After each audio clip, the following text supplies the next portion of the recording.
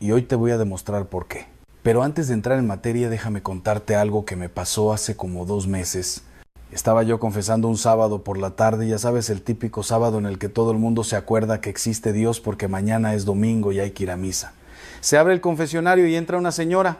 Ni la vi bien porque estaba del otro lado de la rejilla, pero por la voz me di cuenta que era una mujer joven, tal vez de unos 30 y tantos años. Comienza a contarme sus pecados. Lo típico, ¿no? Que si dije una mentira, que si me enojé con mi marido, que si grité a mis hijos, todo normal. Pero de pronto se quiebra, empieza a llorar y me dice: padre, yo ya no aguanto más. Tengo un hijo con parálisis cerebral. Mi marido me abandonó hace 2 años. Trabajo 12 horas al día para poder pagar las terapias del niño. Llego a mi casa destrozada. No duermo, no descanso. Y lo peor de todo, padre, lo peor de todo es que yo le pedí a Dios que me quitara esta cruz. Le supliqué, le rogué, hice novenas, mandas, promesas y nada ha cambiado. Entonces dígame, padre, ¿por qué Dios no me escucha? ¿Por qué permite que yo sufra así? ¿Qué hice para merecer esto? Y ahí estaba yo del otro lado del confesionario pensando: ¿qué le digo a esta mujer? ¿Le digo que Dios tiene un plan? ¿Le digo que todo pasa por algo? ¿Le digo que ofrezca su sufrimiento? Todas esas frases que suenan muy bonitas cuando no eres tú el que está sufriendo, pero que cuando estás en el hoyo, cuando estás destrozado, suenan vacías, suenan huecas, suenan a que el que te las dice no tiene ni idea de lo que estás viviendo. Entonces, ¿sabes qué le dije? Le dije la verdad. Una verdad que nadie te dice porque es incómoda, porque es difícil, porque va contra todo lo que el mundo te ha vendido sobre lo que es la felicidad y lo que es una vida plena. Le dije: señora, Dios sí te está escuchando, Dios sí te ve, Dios sí sabe lo que estás viviendo, y precisamente porque te ama, no te quita esa cruz. Se hizo un silencio tremendo. Yo pensé que se iba a levantar y se iba a ir, pero no, se quedó ahí. Y me dijo: padre, explíqueme eso, porque si Dios me ama, ¿por qué no me ayuda? ¿Por qué no me quita este dolor? Y esa, hermanos, esa es la pregunta del millón. La pregunta que todos nos hemos hecho alguna vez en la vida. La pregunta que está en el corazón de cada persona que está sufriendo en este momento. ¿Por qué Dios permite el sufrimiento?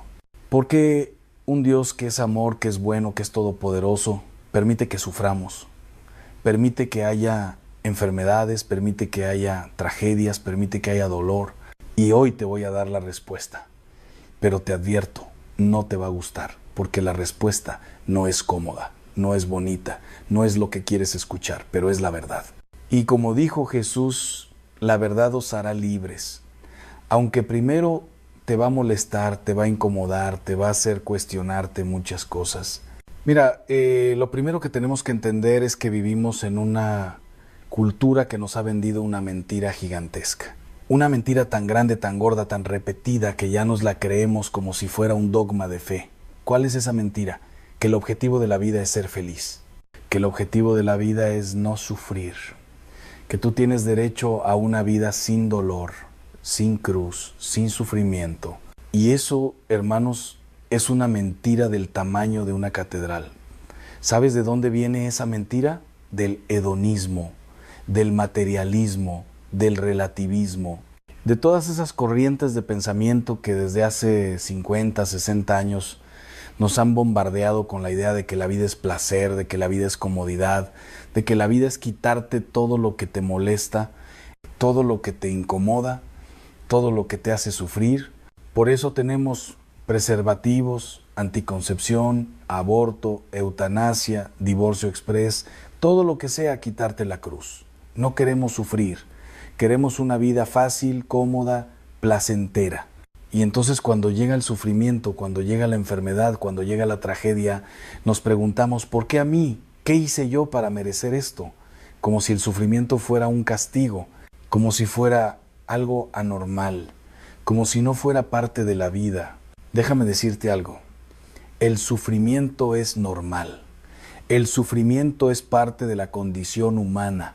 Desde que Adán y Eva pecaron en el paraíso, desde que decidieron decirle no a Dios, el sufrimiento entró en el mundo y no se va a ir. No se va a ir por más que reces, por más novenas que hagas, por más promesas que le hagas a Dios. El sufrimiento está aquí para quedarse. Ahora, ¿eso significa que Dios es cruel? ¿Eso significa que Dios nos castiga? ¿Eso significa que Dios se sienta en el cielo a ver cómo sufrimos y no hace nada? No, absolutamente no. Y aquí es donde entra la parte que nadie te dice. La parte que te van a omitir en muchas charlas motivacionales, en muchos libros de autoayuda, en muchas prédicas light que solo te dicen lo que quieres escuchar. Dios permite el sufrimiento porque el sufrimiento tiene un propósito. El sufrimiento no es absurdo, el sufrimiento no es gratuito, el sufrimiento no es castigo. El sufrimiento es una herramienta que Dios usa para transformarte, para pulirte, para hacerte santo. Y ya sé lo que estás pensando, Padre, eso suena muy bonito, muy espiritual, muy teológico, pero yo lo que quiero es que se me quite el dolor. Yo lo que quiero es que mi hijo se sane. Yo lo que quiero es que mi matrimonio se arregle. Yo lo que quiero es que se me quite la ansiedad, la depresión, el miedo. No me vengas con cuentos de que el sufrimiento me va a hacer santo. Yo lo que quiero es que se me quite. Lo sé, lo entiendo perfectamente. Y créeme que si estuviera en mi mano quitártelo, lo haría. Pero no está en mi mano, está en la mano de Dios. Y Dios, que te conoce mejor que tú mismo, que sabe exactamente lo que necesitas, que ve tu vida no solo en el presente, sino en la eternidad, Dios sabe que si te quita esa cruz ahora te está haciendo un daño. Te está privando de algo que necesitas para crecer, para madurar, para acercarte a Él.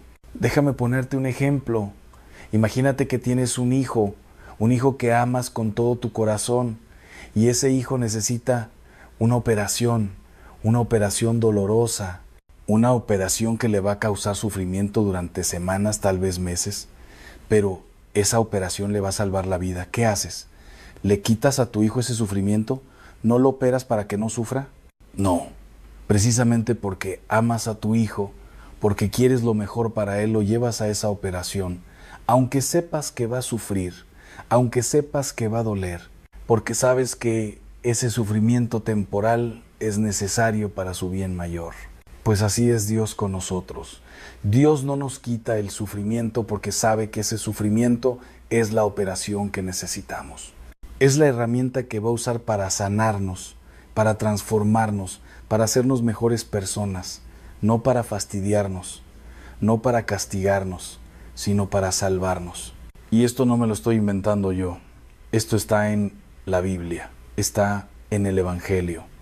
Está en las palabras de Jesús. ¿Sabes qué dijo Jesús? El que quiera venir en pos de mí, que tome su cruz y me siga. No dijo, el que quiera venir en pos de mí, que se quite la cruz. No dijo, el que quiera venir en pos de mí, que le pida a Dios que le quite todos los problemas. Dijo, toma tu cruz, abrázala, cárgala y sígueme. ¿Y sabes qué más dijo Jesús? En el mundo tendréis tribulaciones, pero confiad, yo he vencido al mundo. No dijo, en el mundo seréis felices todo el tiempo.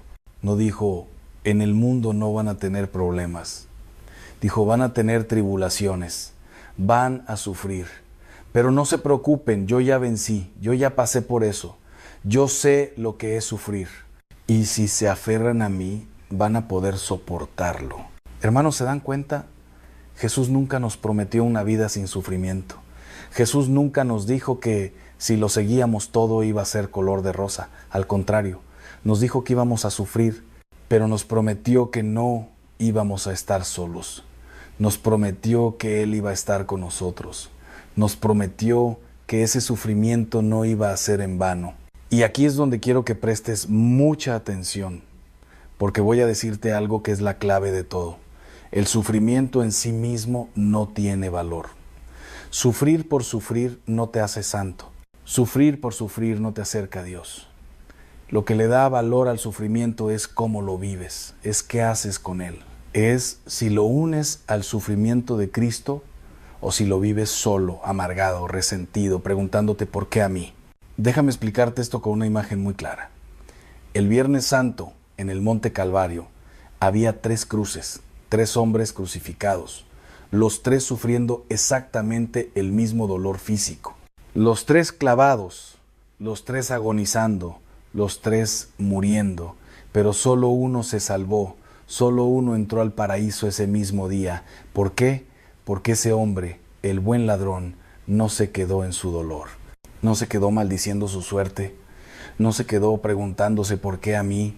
Ese hombre volteó a ver a Jesús y le dijo: acuérdate de mí cuando estés en tu reino. Ese hombre unió su sufrimiento al sufrimiento de Cristo. Y en ese momento su cruz dejó de ser una maldición y se convirtió en salvación. En ese momento su dolor dejó de ser absurdo y se llenó de sentido. En ese momento ese hombre dejó de sufrir solo y sufrió con Cristo. Y Cristo le prometió: hoy estarás conmigo en el paraíso. ¿Te das cuenta? Los tres sufrieron lo mismo, pero solo uno le dio sentido a ese sufrimiento. Solo uno lo transformó. Solo uno se salvó. Y eso es exactamente lo que Dios quiere hacer con tu sufrimiento. Dios no te va a quitar la cruz, pero te va a dar la gracia para cargarla. Dios no te va a quitar el dolor, pero te va a acompañar en ese dolor. Dios no te va a quitar la enfermedad, la tragedia, el problema, pero te va a dar un propósito, un sentido, una razón para seguir adelante. Ahora, llegados a este punto, sé que hay gente que está pensando: padre, todo eso suena muy bonito, pero yo conozco gente que ha sufrido horrores, gente que ha perdido hijos, gente con enfermedades terminales, gente que ha sido abusada, violada, destruida. ¿Me va a decir que Dios quiere eso? ¿Me va a decir que Dios permite esas barbaridades? Y aquí tengo que ser muy, muy claro contigo. Dios no causa el mal. Dios no quiere el mal. Dios no provoca tragedias, enfermedades, abusos. Eso es obra del pecado, es obra del diablo, es obra de la maldad humana. Dios no tiene nada que ver con eso. Pero, y escúchame bien, Dios sí permite que el mal exista. ¿Por qué? Porque Dios nos creó libres, nos dio libre albedrío, nos dio la capacidad de elegir entre el bien y el mal. Y si Dios nos quitara esa libertad, si Dios interviniera cada vez que alguien va a hacer algo malo, entonces no seríamos libres, seríamos robots, marionetas. Y el amor no se puede forzar, el amor tiene que ser libre. Entonces Dios permite que el mal exista porque respeta nuestra libertad.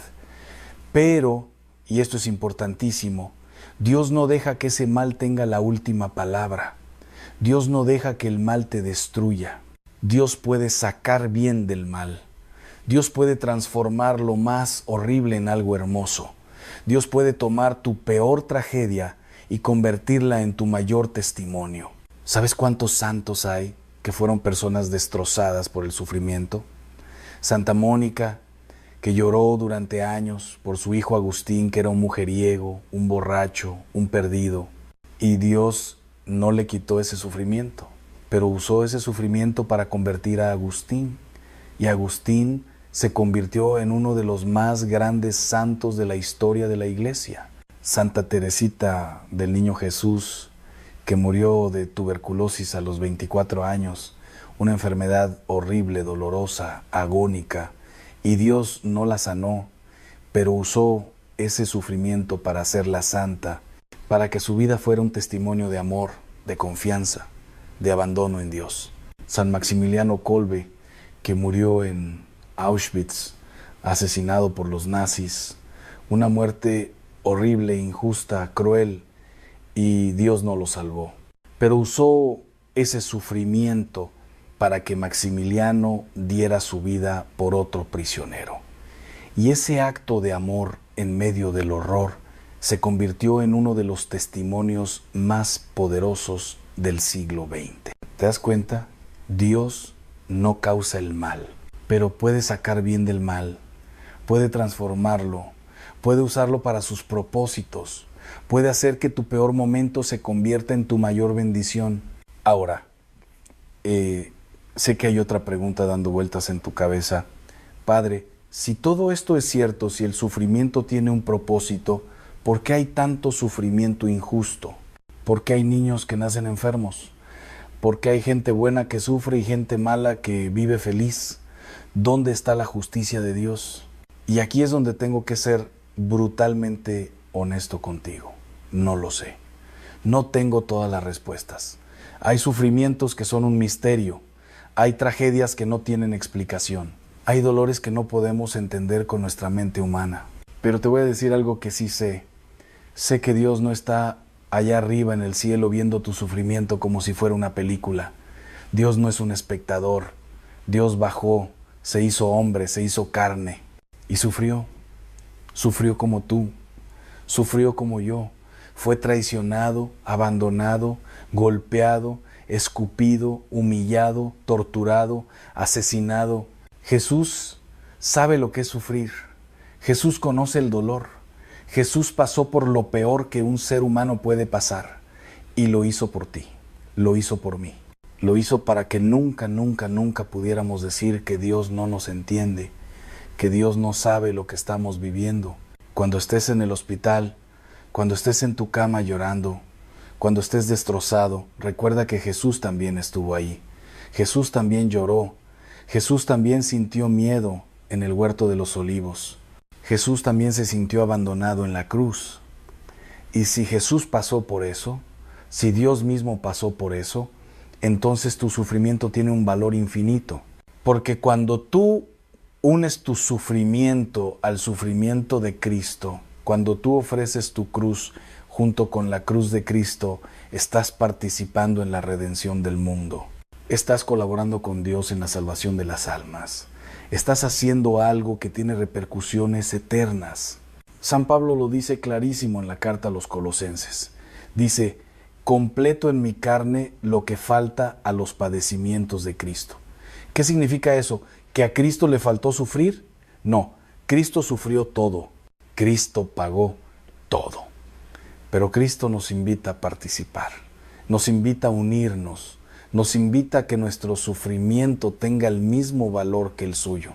Es como si Cristo te dijera, mira, yo ya pagué el precio, yo ya cargué la cruz, yo ya sufrí por ti, pero si tú quieres, si tú aceptas, tú puedes unirte a mí, tú puedes ofrecer tu sufrimiento junto con el mío. Y juntos vamos a salvar almas, juntos vamos a transformar el mundo. ¿Te imaginas? Tu dolor, tu enfermedad, tu tragedia, unido al dolor de Cristo, puede salvar almas, puede cambiar vidas, puede tener un impacto eterno. Tu sufrimiento no es en vano. Tu cruz no es absurda. Tu dolor tiene un propósito gigantesco. Y ahora déjame hablarte de algo que me parece importantísimo.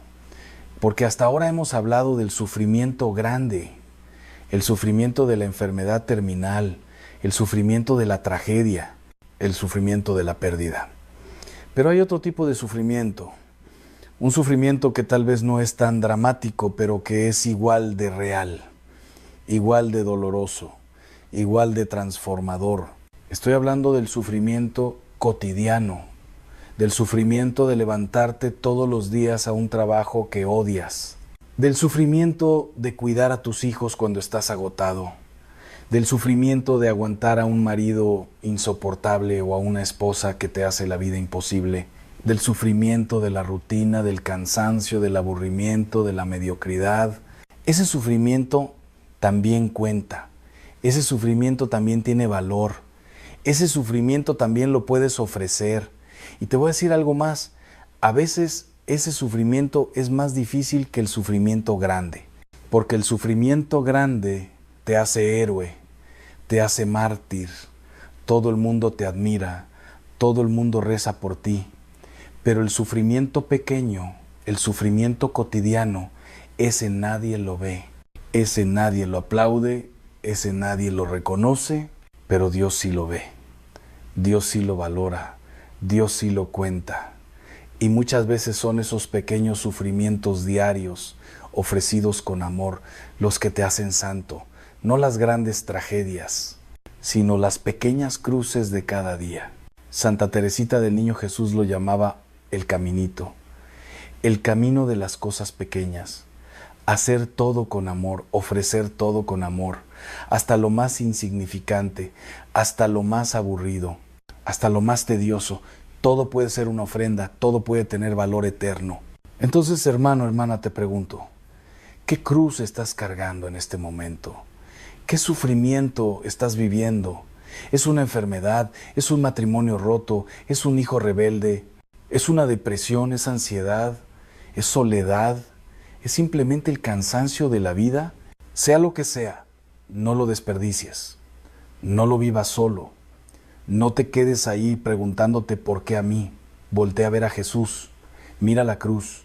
Mira a ese Dios que sufrió por ti. Y dile, Señor, yo también quiero sufrir contigo. No me quites esta cruz. Dame la gracia para cargarla. Ayúdame a unir mi dolor al tuyo. Ayúdame a darle sentido a este sufrimiento. Y déjame decirte algo más. Algo que me hubiera gustado que alguien me dijera cuando yo estaba sufriendo. Cuando yo estaba pasando por momentos muy oscuros en mi vida. Cuando yo también me preguntaba dónde estaba Dios. ¿Por qué me había abandonado? El sufrimiento no dura para siempre. Esta vida no es todo.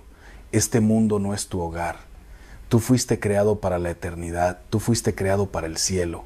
Y todo el sufrimiento de esta vida, por más horrible que sea, no es nada comparado con la gloria que nos espera. San Pablo lo dice. Dice, las tribulaciones de este tiempo presente no son nada comparadas con la gloria que ha de manifestarse en nosotros. ¿Te das cuenta? No son nada. 60, 70, 80 años de vida aquí, de sufrimiento aquí. No son nada comparado con la eternidad de felicidad que nos espera. Imagínate que tu vida es una línea y en esa línea hay un puntito pequeñísimo. Ese puntito es tu vida aquí en la tierra, con todo su dolor, con todo su sufrimiento. Y el resto de la línea que se extiende hacia el infinito, eso es la eternidad. Eso es el cielo. Eso es la felicidad plena, perfecta, sin fin. ¿De verdad crees que Dios te va a dejar sufrir aquí para luego abandonarte? ¿De verdad crees que Dios te está preparando, te está purificando, te está transformando aquí para luego olvidarse de ti? No, todo lo contrario. Dios te está preparando para algo infinitamente más grande, para algo que tus ojos no han visto, tus oídos no han escuchado, tu mente no puede imaginar. Y un día, cuando estés en el cielo, cuando veas a Dios cara a cara, cuando entiendas todo, vas a decir, valió la pena. Valió la pena el dolor, valió la pena la cruz, valió la pena el sufrimiento, porque me trajo aquí, porque me acercó a ti, porque me hizo santo. Ahora bien, todo esto que te estoy diciendo no significa que te tengas que quedar con los brazos cruzados. No significa que no puedas pedir alivio. No significa que no puedas buscar soluciones. No significa que tengas que ser masoquista y buscar el sufrimiento. No, puedes y debes buscar alivio. Puedes y debes ir al médico. Puedes y debes buscar terapia. Puedes y debes tomar medicamentos. Puedes y debes hacer todo lo que esté en tu mano para mejorar tu situación. Dios no te pide que te cruces de brazos. Lo que Dios te pide es que mientras buscas soluciones, mientras haces tu parte, confíes en Él, que no te desesperes, que no pierdas la fe, que no te amargues, que no maldigas tu cruz, que la abraces, que la ofrezcas, que la vivas con amor. Y déjame decirte algo más, hay cruces que Dios sí quita, hay sufrimientos que Dios sí alivia, hay enfermedades que Dios sí sana, Dios hace milagros, Dios escucha oraciones, Dios responde, pero a su tiempo, a su manera, no a la tuya, no a la mía. Y a veces la respuesta de Dios no es quitarte la cruz. A veces la respuesta de Dios es darte la fuerza para cargarla. A veces la respuesta de Dios es ponerte gente que te ayude a cargarla. A veces la respuesta de Dios es transformarte a ti para que la cruz ya no pese tanto. Mira el caso de San Pablo. San Pablo tenía una espina en la carne. No sabemos qué era. Algunos dicen que era una enfermedad, otros dicen que era una tentación, no lo sabemos. Pero San Pablo le pidió a Dios 3 veces que se la quitara. 3 veces. ¿Y sabes qué le respondió Dios? Te basta mi gracia, porque mi poder se perfecciona en la debilidad. Dios no le quitó la espina, pero le dio la gracia para soportarla. Y San Pablo entendió y dijo, me glorío en mis debilidades, porque cuando soy débil, entonces soy fuerte, porque es en mi debilidad donde el poder de Dios se manifiesta. ¿Te das cuenta? San Pablo dejó de pedir que le quitaran la cruz y empezó a agradecer por ella, porque entendió que esa cruz lo hacía depender más de Dios, lo hacía más humilde, lo hacía más santo. Y eso es exactamente lo que Dios quiere hacer contigo. Dios quiere que tu sufrimiento te acerque a Él, que te haga depender de Él, que te haga más humilde, que te haga más compasivo, que te haga más santo.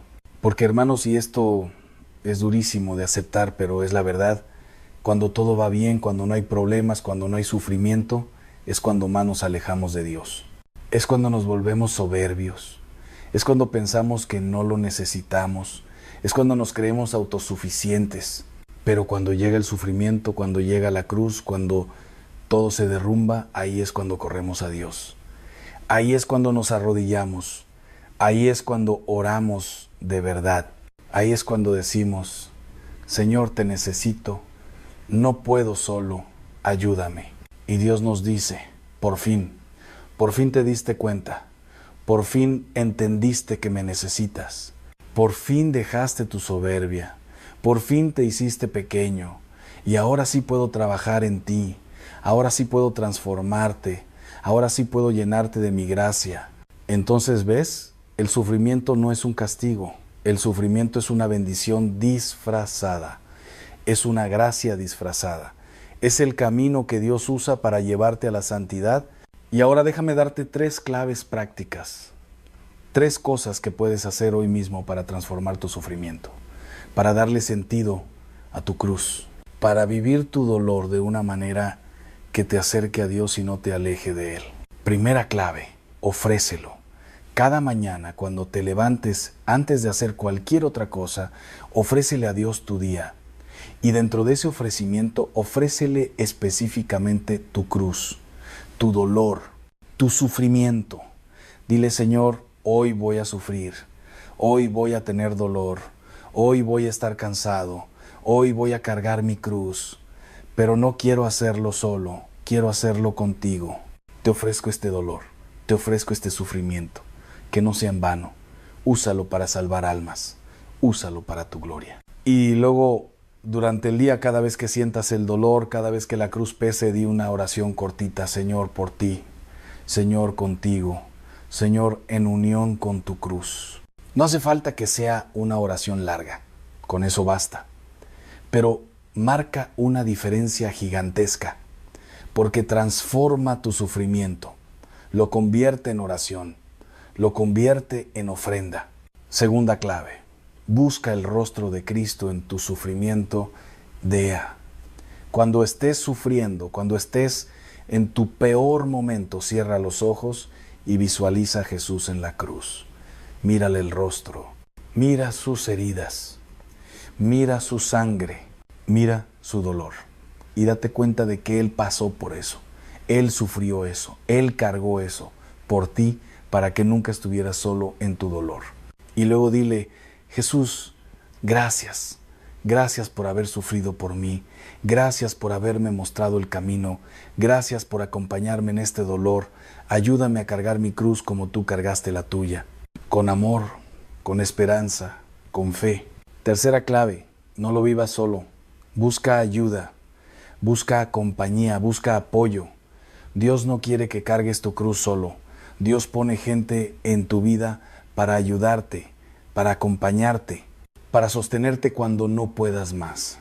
A veces es un amigo, a veces es un familiar, a veces es un grupo de oración, a veces es un sacerdote, a veces es un psicólogo. No importa, busca ayuda, abre tu corazón, comparte tu dolor. No te lo guardes, no te lo tragues, porque el dolor compartido es dolor dividido. Y la alegría compartida es alegría multiplicada. Y sobre todo, hermanos, no pierdas la esperanza, no pierdas la fe, no te rindas, porque Dios tiene un plan bueno, un plan de amor, un plan que incluye tu sufrimiento, pero que no termina ahí, un plan que termina en el cielo, en la gloria, en la felicidad eterna. Déjame terminar con la historia con la que comencé. Aquella señora en el confesionario, la que tenía el hijo con parálisis cerebral, la que estaba destrozada, la que me preguntó por qué Dios no le quitaba su cruz. Después de explicarle todo esto, después de hablar con ella durante más de media hora, se quedó en silencio. Y luego me dijo: Padre, creo que entiendo, no me gusta, no quiero esta cruz. Pero entiendo que tiene un propósito. Entiendo que Dios la permite porque me ama, entiendo que puedo ofrecerla y voy a intentarlo. Voy a intentar vivir mi cruz con amor, con fe, con esperanza. Salió del confesionario y 2 semanas después me escribió un mensaje. Me dijo: Padre, no sabe lo que ha cambiado en mí. Mi situación sigue igual, mi hijo sigue igual, mi trabajo sigue igual, pero yo cambié. Ya no veo mi cruz como un castigo, la veo como una oportunidad de acercarme a Dios, de crecer, de madurar, de ser mejor persona. Todavía lloro, todavía me canso, todavía sufro, pero ya no estoy sola. Sé que Dios está conmigo y eso cambia todo. Hermanos, esa es la diferencia, esa es la clave, esa es la respuesta a la pregunta de por qué Dios permite tu sufrimiento. Porque ese sufrimiento, vivido con fe, vivido con amor, vivido en unión con Cristo, te transforma, te hace santo, te prepara para el cielo. Así que te pregunto, ¿qué vas a hacer con tu cruz? ¿La vas a maldecir, la vas a rechazar, te vas a amargar, te vas a alejar de Dios? ¿O la vas a abrazar, la vas a ofrecer, la vas a vivir con amor? La decisión es tuya. Dios te da la cruz, pero tú decides qué hacer con ella. Tú decides si esa cruz te destruye o te transforma. Tú decides si esa cruz te aleja de Dios o te acerca a Él. Tú decides si esa cruz es una maldición o una bendición. Yo te invito hoy, ahora mismo, a tomar la decisión correcta, a abrazar tu cruz, a ofrecerla, a vivirla con Cristo. Porque te prometo, te lo prometo con toda mi alma, que si lo haces, tu vida va a cambiar. No van a desaparecer los problemas, no se va a ir el dolor, pero vas a tener paz, vas a tener esperanza, vas a tener sentido. Y vas a saber con certeza absoluta que todo, absolutamente todo, tiene un propósito. Y ese propósito es bueno, es de amor, es de Dios. Que Dios los bendiga a todos. Y que la cruz de Cristo, que un día fue instrumento de muerte y se convirtió en instrumento de salvación, sea también para ti instrumento de gracia, de transformación, de santidad. Amén. Las tiendas de villancicos, las casas de adornos brillantes. Pero dime una cosa con toda sinceridad, ¿de qué sirve toda esa luz exterior si por dentro estás apagado? ¿De qué sirve el árbol más hermoso si el árbol de tu vida espiritual está seco y sin frutos? Cada año veo a miles de personas que corren desesperadas comprando regalos, preparando cenas, organizando reuniones familiares, pero que no dedican ni 5 minutos a preparar su corazón para recibir al único regalo que verdaderamente importa, Jesucristo.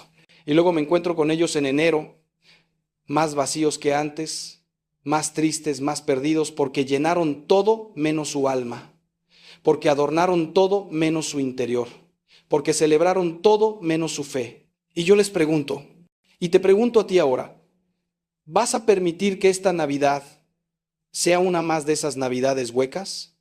¿O vas a tener el valor de hacer algo diferente?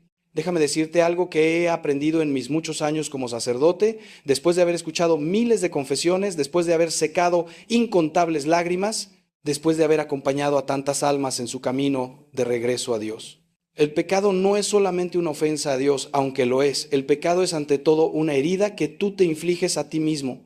Es un veneno que bebes voluntariamente. Es una cadena que tú mismo te pones en los tobillos. Y lo más terrible del pecado no es que Dios te castigue por él, porque Dios es misericordioso y está esperando perdonarte. Lo más terrible del pecado es que tú te castigas a ti mismo, te alejas de la fuente de la vida, te privas de la paz, te robas a ti mismo la alegría. El pecado te convierte en prisionero de ti mismo. Y la celda más cruel es aquella que construimos con nuestras propias manos. Por eso hoy quiero gritarte, con todo el amor de un padre que ve a su hijo sufriendo, libérate, suelta esas cadenas, deja de ser tu propio verdugo. Hay una frase de San Agustín que siempre me ha conmovido profundamente.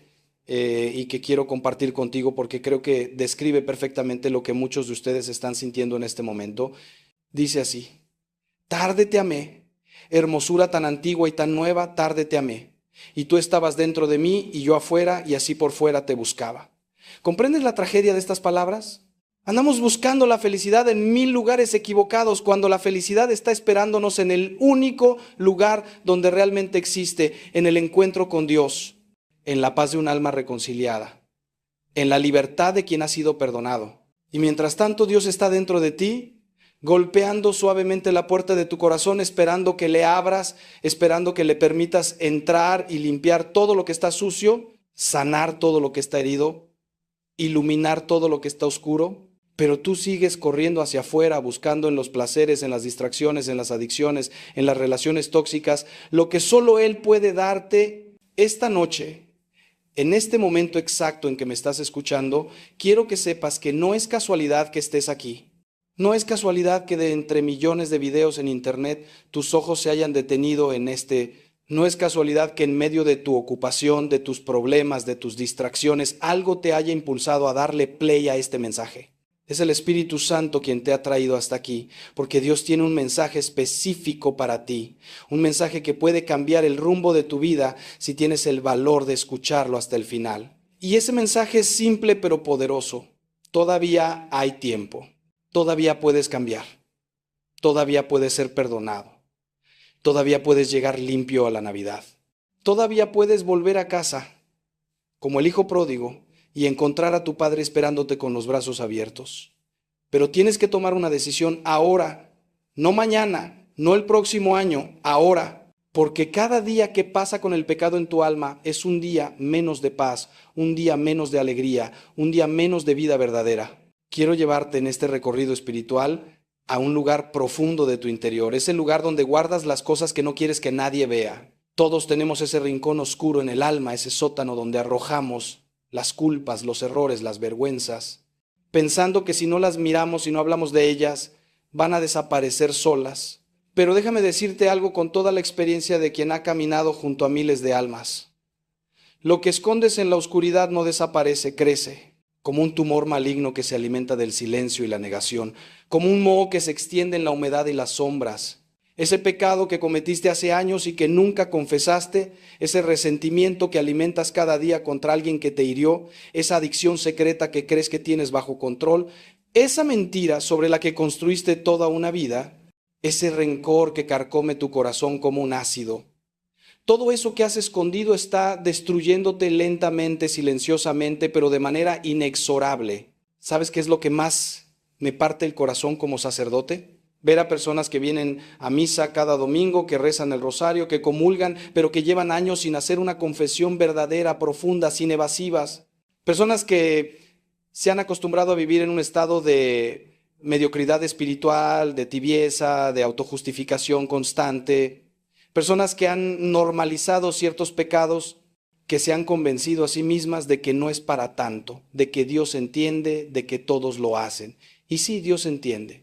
Dios entiende perfectamente tu debilidad, tus luchas, tus caídas, pero precisamente porque te entiende, porque te ama infinitamente, porque conoce el daño que te estás haciendo, Él no quiere que sigas así.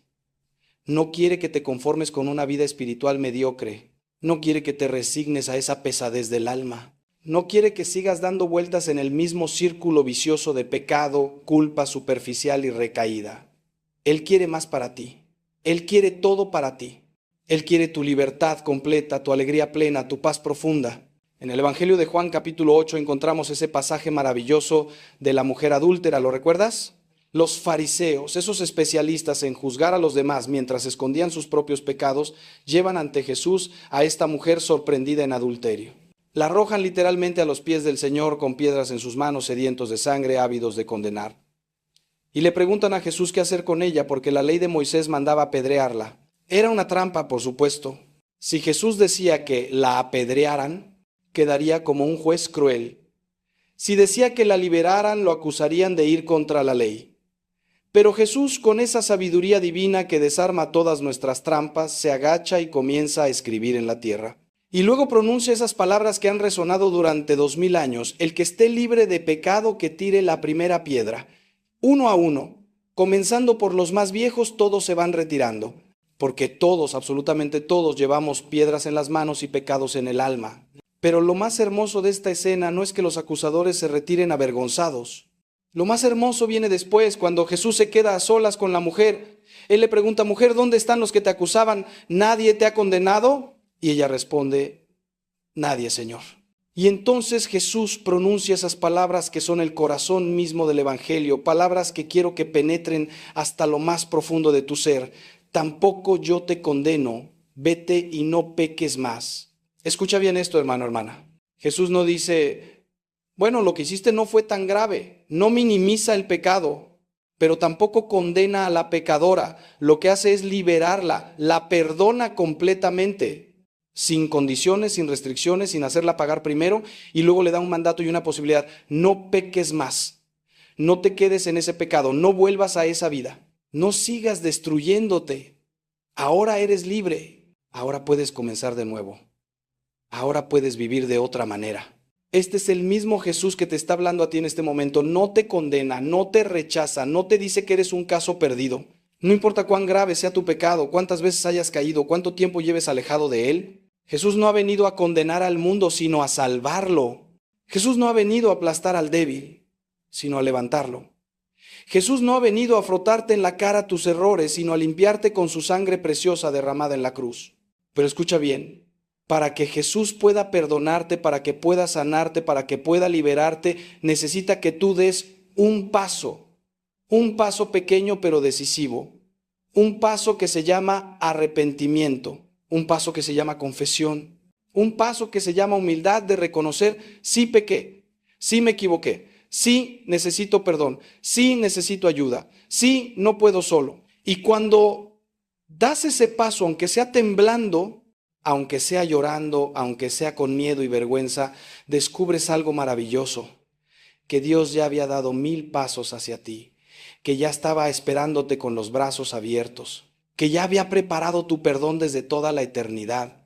Ahora quiero hablarte de algo que a menudo olvidamos o malinterpretamos: la naturaleza misma del pecado y por qué es tan importante limpiarlo de nuestra vida antes de una fecha tan sagrada como la Navidad. El pecado, hermanos míos, no es simplemente la violación de una regla religiosa. No es que Dios haya puesto una serie de mandamientos arbitrarios solo para ver si somos obedientes, como un padre caprichoso que inventa normas sin sentido. Nada más lejos de la verdad. Los mandamientos de Dios son instrucciones de vida, son el manual del fabricante para nuestro corazón. Dios nos dice: no robes, no porque le importe a Él tus posesiones, sino porque sabe que el robo corrompe tu alma, destruye la confianza en la sociedad y te convierte en esclavo de la avaricia. Dios nos dice: no cometas adulterio, no porque sea un aguafiestas que quiere arruinar tu diversión, sino porque conoce el dolor devastador que la infidelidad causa en los corazones, en los matrimonios, en las familias, en los hijos. Cada mandamiento es un acto de amor, un muro protector que Dios pone alrededor de tu felicidad.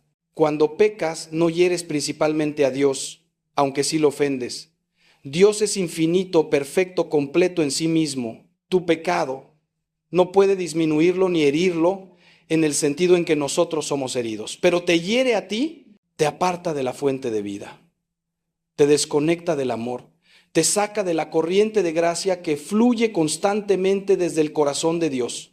Es como si tú fueras un pez y el pecado te sacara del agua. El océano no sufre por la ausencia del pez, pero el pez se asfixia fuera del océano. Así es tu alma fuera de la gracia de Dios. Se asfixia espiritualmente, pierde su vitalidad, se marchita como una planta sin agua. Y puedes llenar tu vida de 1000 cosas, de trabajo, de dinero, de placeres, de reconocimiento, de relaciones, pero nada de eso puede reemplazar lo que solo Dios puede darte. Y entonces vives con esa sensación constante de que algo falta, de que hay un vacío que nada llena, de que por más que corras y te distraigas, por dentro te sientes vacío y perdido. San Pablo, en su carta a los Romanos, capítulo 6, versículo 23, nos da una de las definiciones más claras y terribles del pecado. El salario del pecado es la muerte. Pero inmediatamente añade: pero el don de Dios es la vida eterna en Cristo Jesús. ¿Ves el contraste? El pecado paga un salario, la muerte. no necesariamente la muerte física inmediata, aunque a veces también, sino la muerte del alma, la muerte de la alegría, la muerte de la paz, la muerte de la esperanza, la muerte del amor verdadero. Cada pecado que cometes es como beber un sorbo de veneno. Quizás el primer sorbo no te mata, pero te enferma. Y si sigues bebiendo, sorbo tras sorbo, día tras día, año tras año, ese veneno va acumulándose en tu sistema hasta que un día te das cuenta de que estás muriendo por dentro, de que ya no sientes como antes, de que tu capacidad de amar se ha atrofiado, de que tu conciencia se ha endurecido, de que tu corazón se ha vuelto de piedra. Pero escucha la segunda parte de lo que dice San Pablo: el don de Dios es la vida eterna. Un don, no un salario que tienes que ganar, no un premio que tienes que merecer, un don. Un regalo, algo que se da gratuitamente. Dios no te ofrece el perdón porque te lo hayas ganado, porque hayas sido suficientemente bueno, porque hayas compensado tus pecados con buenas obras. Dios te ofrece el perdón porque es su naturaleza perdonar, porque Él es amor, porque Él es misericordia, porque Él es Padre. Y un padre verdadero nunca deja de amar a su hijo, nunca cierra la puerta de su casa, nunca retira su perdón. No importa cuán lejos haya ido ese hijo, no importa cuánto haya caído. El padre está siempre escrutando el horizonte, esperando ver aparecer la figura del hijo perdido, listo para correr a su encuentro, para abrazarlo, para restaurarlo, para celebrar su regreso. Esta es la imagen que Jesús nos da en la parábola del hijo pródigo, y es la imagen que debes grabar a fuego en tu corazón. Dios te está esperando, no con un garrote para golpearte, no con un discurso de reproche para humillarte, sino con un abrazo para restaurarte. Ahora bien, y esto es crucial que lo entiendas, el perdón de Dios está siempre disponible, siempre ofrecido, siempre listo para ser derramado sobre ti. Pero para que ese perdón sea efectivo en tu vida necesitas recibirlo. Necesitas abrirte a Él, necesitas aceptarlo. Imagina que tienes una enfermedad grave y hay una medicina que te puede curar completamente. Esa medicina está disponible, está probada, es efectiva, pero si tú no la tomas, si la dejas en el botiquín, si te niegas a abrir la boca y tragarla, vas a seguir enfermo. No porque la medicina no funcione, sino porque tú no la estás usando. Así es el perdón de Dios, está ahí fluyendo constantemente desde el costado traspasado de Cristo en la cruz, pero tienes que acercarte, tienes que arrodillarte, tienes que abrir tu boca espiritual, que es tu confesión sincera, y recibir esa medicina. Y la Iglesia, en su sabiduría de 2000 años, nos ha dado el sacramento perfecto para esto, la confesión. No es un invento humano, es un regalo divino. Es el canal específico que Jesús instituyó para que puedas experimentar su perdón de manera concreta, palpable, sanadora. Y ya que estamos hablando de esto, necesito decirte algo con toda claridad, algo que muchos católicos han olvidado o nunca han entendido completamente. ¿Por qué tenemos que confesarnos con un sacerdote? ¿Por qué no podemos simplemente pedirle perdón a Dios directamente en nuestra habitación? Escucha bien la respuesta, porque es importante. Primero, porque Jesús mismo lo estableció así. En el Evangelio de Juan, capítulo 20, versículos 21 al 23, después de su resurrección, Jesús se aparece a sus apóstoles y les dice: reciban el Espíritu Santo. A quienes perdonen los pecados, les quedan perdonados. A quienes se los retengan, les quedan retenidos. Les dio a los apóstoles y a sus sucesores, los obispos y sacerdotes, el poder y la autoridad de perdonar pecados en su nombre. No porque Dios necesite intermediarios, sino porque nosotros los necesitamos, porque somos humanos, porque somos de carne y hueso, porque necesitamos escuchar con nuestros oídos corporales esas palabras de absolución. Yo te absuelvo de tus pecados en el nombre del Padre, del Hijo y del Espíritu Santo. Hay algo profundamente sanador en el acto de humillarte, de ponerte de rodillas o sentarte frente a otro ser humano que actúa en persona de Cristo y decir en voz alta tus pecados, decir en voz alta aquello que has estado escondiendo, aquello de lo que te avergüenzas, aquello que te ha estado carcomiendo por dentro, sacarlo de las sombras y exponerlo a la luz. San Juan nos dice en su primera carta, capítulo 1, versículo 9, si confesamos nuestros pecados, Él es fiel y justo para perdonar nuestros pecados y limpiarnos de toda maldad. Confesar, sacar afuera, verbalizar, reconocer. Esto no es solo un requisito ritual, es un acto terapéutico, es medicina psicológica y espiritual al mismo tiempo. Cuando confiesas tu pecado en voz alta, algo se rompe dentro de ti. El poder que ese pecado tenía sobre ti comienza a desmoronarse. La vergüenza comienza a disolverse, el peso comienza a levantarse.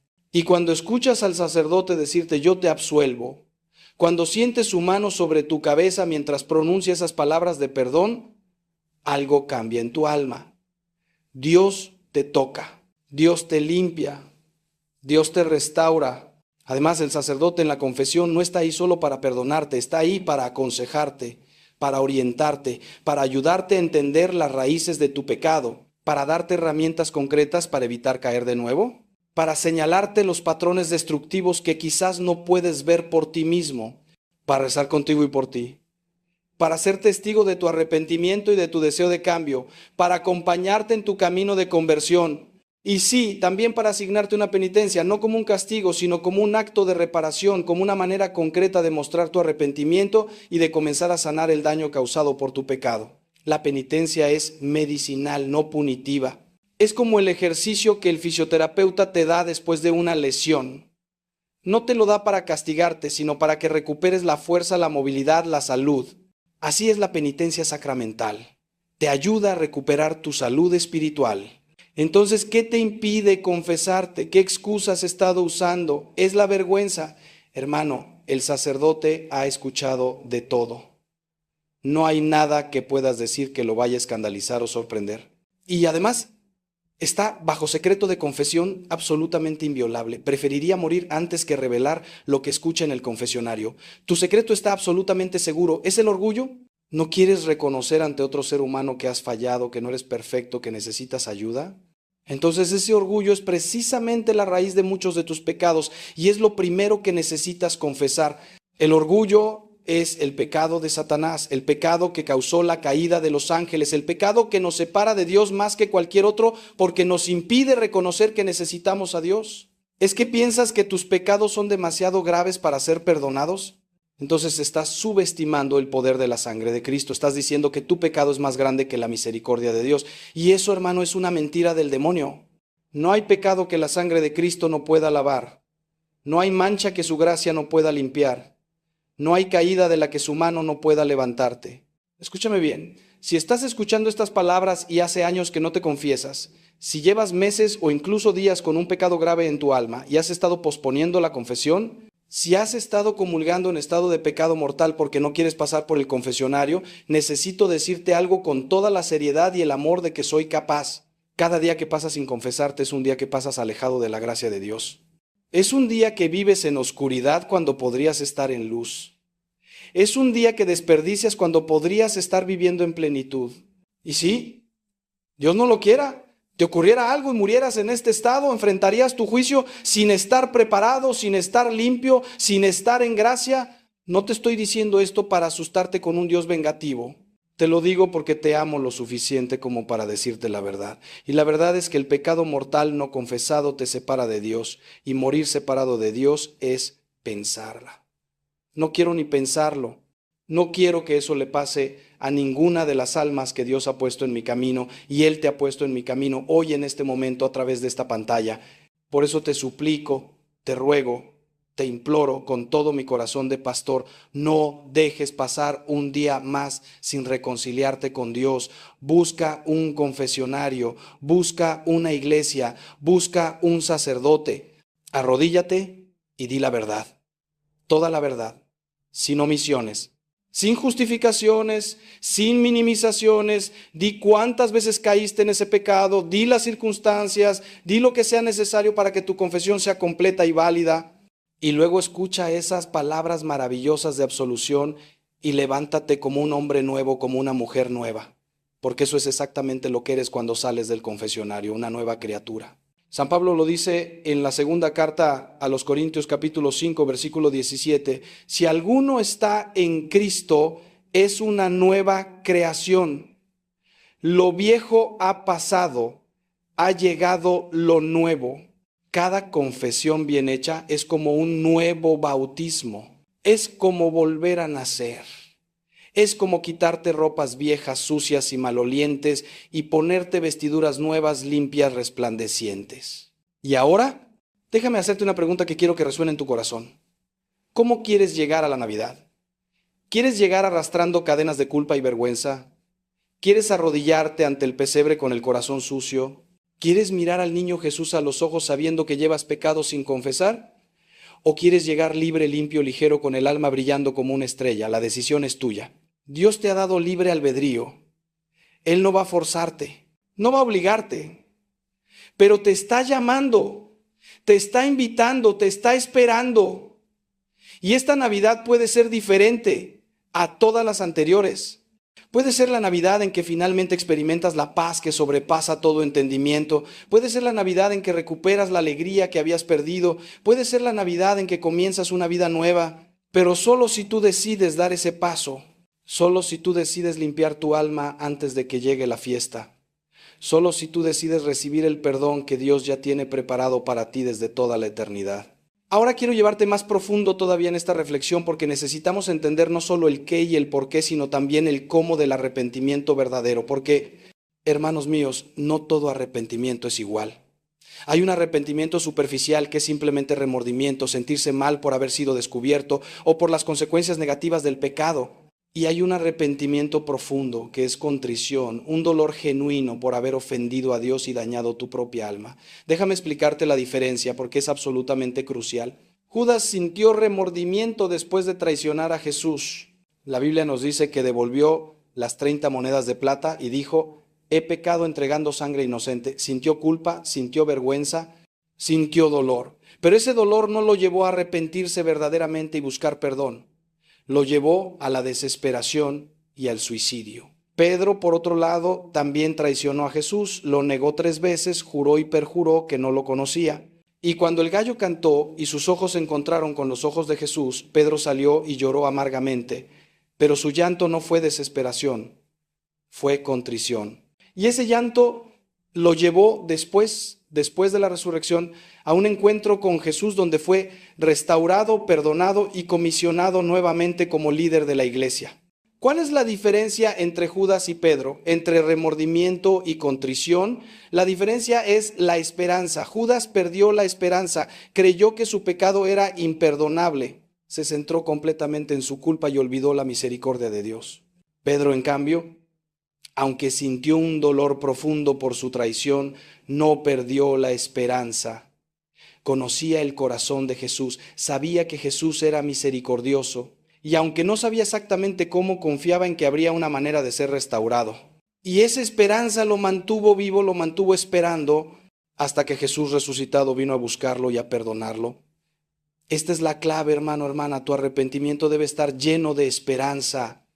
Sí, duele reconocer que has pecado. Sí, ¿es humillante confesar tus faltas? Sí, es difícil enfrentar el daño que has causado. Pero nunca, nunca, nunca debes perder la esperanza en la misericordia de Dios. Porque Dios es más grande que tu pecado. Su amor es más fuerte que tu debilidad. Su gracia es más poderosa que tu caída. San Juan María Vianney, el santo cura de Ars, aquel humilde sacerdote que pasó entre 10 y 16 horas diarias en el confesionario durante más de 30 años, escuchando las confesiones de miles y miles de personas que venían de toda Francia para confesarse con él, solía decir algo maravilloso. Decía: no es el pecador quien vuelve a Dios para pedirle perdón, sino Dios quien corre detrás del pecador y lo hace volver a él. ¿Comprendes la profundidad de esta verdad? Tú no estás buscando a un Dios que está escondido o que se hace el difícil. Estás siendo buscado por un Dios que te ama con locura, que te persigue con su gracia, que no se da por vencido contigo, que está tocando constantemente a la puerta de tu corazón esperando que le abras. Cada dolor que sientes por tu pecado, cada movimiento de tu conciencia, cada vez que algo dentro de ti te dice esto no está bien, necesitas cambiar, es Dios corriendo detrás de ti. Es el buen pastor buscando a su oveja perdida. Es el Padre esperando el regreso de su Hijo pródigo.